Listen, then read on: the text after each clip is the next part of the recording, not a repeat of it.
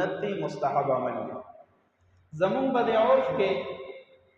او معصوم پیدا شي یا لک پیدا شي نو واقع ډیره زیاته خوشاله کیږي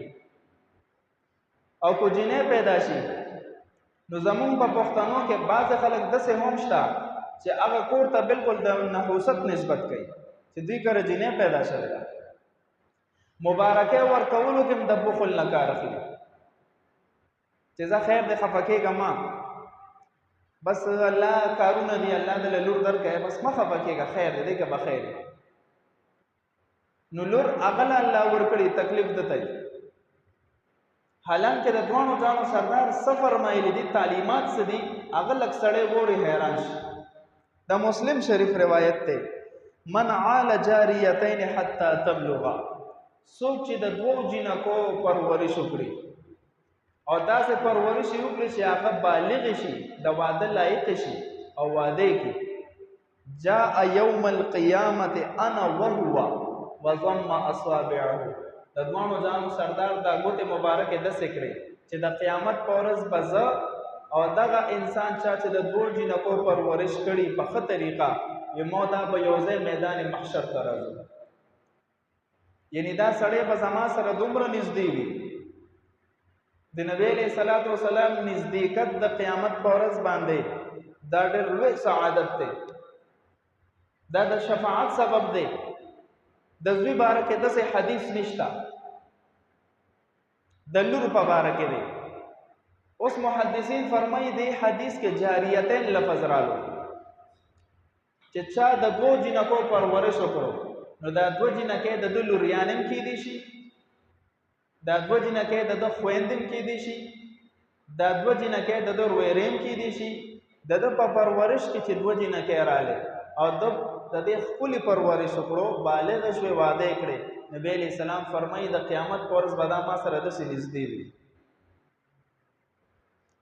د ترمذی شریف په یو بل حدیث کې راغلی دی لا یکون لاحدکم ثلاث بنات او ثلاث اخوات فیحسن الیهن الا دخل الجنه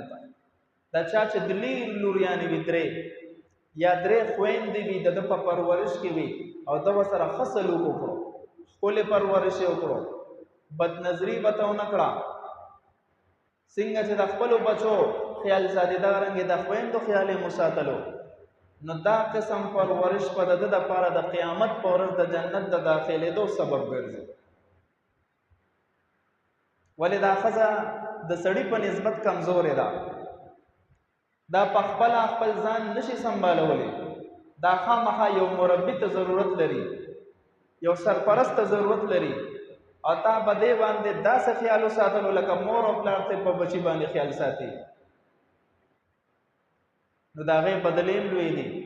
دخل الجنت الله رب العزت په د دې په بدله کې جنت درکړي نو ګوره هغه حدیث کې د دوو لوریانو تذکره راله په دې حدیث مبارک کې د دریو لوریانو تذکره راله یو صحابي پاسېدو د الله رسوله صلی الله علیه وسلم چې د چا یو لور وي او هغه پرورش وکړي ادا پاره څه حکم دی مفهوم حدیث دا سره دوانو جانو سردار او فرمایل چې دې سړی د دغه لور صحیح تربیت وکړو بالغ شو واده کړه حق ادا کو نو دا ما سره د قیامت پر ورځ داسې نږدې لور ته پسپک نظر مګورا دا خو د نبی علیہ السلام د دور د مخکې چې کوم جاهلان خلکو لوریانې به ژوندۍ خفولې د دوو وجو نه یو وجه ده چې سبا به زما دا لور بل ته ودیږي او د هغه سره به شپې ورځې تېروي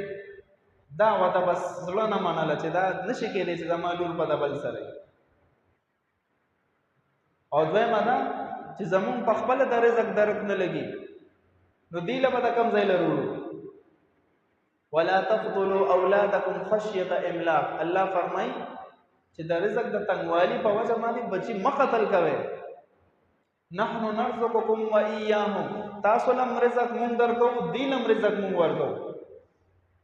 دا څه جهالت ته چې د رزق په وجه باندې بچي قتل کې تعالی رزق څوک درکوي الله نو ستا بچو له به الله رزق ورکوي نو دا هغه د جاهلیت د دور چې کوم هغه سوچ فکر د زمونږ په بعضو پښتنو کې پاتې دی، لور ته په سپک نظر باندې ګوري. داسې نه دی کول پکار. دا خلک ته په خپل ایمان ویریږي. همدکه لور ده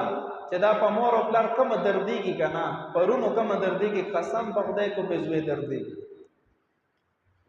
زوی چې لږ پخې بده پوه شي که نه، بیا خصوصا واده وکړي، مور او پلار ته بیا توجه نه وي، الا ماشاءالله نیک صالحه انسان وي، نو د مور او پلار خیال ساتي. ګینې تاسو په دې معاشره کې لیدلی دي چې ودونه وکړي، مور او پلار په ځای پرېږدي اوسېدي. او بعضې ممالکو خو دا چل دی چې مور او پلار لږ بوډاګان شي، نو یو خاص محکمه یې هلته مور او پلار بوځي، هلته داخل کړي، دا بوډاګان شو، د هغې پیسې ورکړي چې د دې خیال راله تاسو ساتئ. نو د مور او پلار دا سیله شوه چې ستا دپاره یې جړاګانې کړي دي، ستا په یو قدم باندې به خیراتونه کول، ستا یو خبرې ته به هغوی په تمه په انتظار ناستو. نن چې هغوی محتاجه شو، نو ته خپل ښځه او بچې اخلې او ته ته ځې، دا ستا په ذمه یو قرض پاتې کېږي. که تا د مور او پلار سره دا چل وکړو، نو د مرګ نه مخکې به ستا بچي تا سره دا چل کوي. نو که په ځان باندې رحم کول غواړي او دا وایي چې زما بچي زما تابعدار شي، نو ته د مور او پلار تابعدار شي. د دواړو جانو سردار یو فتوی شکل کې یو خبره فرمایلی ده، خو انسان دا غواړي چې زما نه رب راضي دی او که نه، نو هغه د مور او پلار رضامندتیا ولټوي. چې دنه مور او پلار راضي وو، پوه شه چې دنه رب راضي دی. که دونه مور او پلار خفه دي، پوه شه چې دنه رب ذوالجلال خفه دی. اندازه لګوه. د مور او پلار کې بیا د مور 3 قسمه حقونه بیا زیات دي، چونکې د مور تکلیف لږ زیات وي. د بچي د پیدایش، د بچي 9 میاشتې په خېټه باندې ګرځول، بیا د پیدایش نه بس د مور خدمتونه، د پلار رحم پټ وي، پټ ازوي ته نه ښکاري، خو لیکن کله چې پلار خیره وکړي که نه، نو هغه فورا عرش ته رسي، هغه نه رد کېږي. نو چېرته د مور او پلار ګورې د خیرو سبب جوړ نه شي، نو لوریانو ته سپک نظر نه دی کول پکار. دریم حق دا دی، یو روایت کې دام شته، من ابتلي بشیء من البنات فصبر علیهن کن له حجابا من النار. چاله چې الله ډېرې لوریانې ورکړي، زامن یې نه وي، او ده پې صبر وکړو چې الله ستا لاک لاک شکر دی، په دې لوریانو زما صبر دی، زه پې راضي یم. کن له حجابا من النار، نو دا لوریانې به د ده دپاره د جهنم د پرده ګرځي، پرده. خپل پلار او مور به د دې ګوتو نه نیسي، ځان سره به جنت ته بوځي. د زوی باره کې دا نشته، دا د لور په باره کې دی. نو چېرته هم لور ته په سپک نظر باندې ونه ګورو. دریم حق دا دی چې کله ماشوم پیدا شي، نو ماشوم به په خپل غېږه کې ونیسئ، د غسل نه پس خو به یې لامبئ، پاک صفا به یې کړي،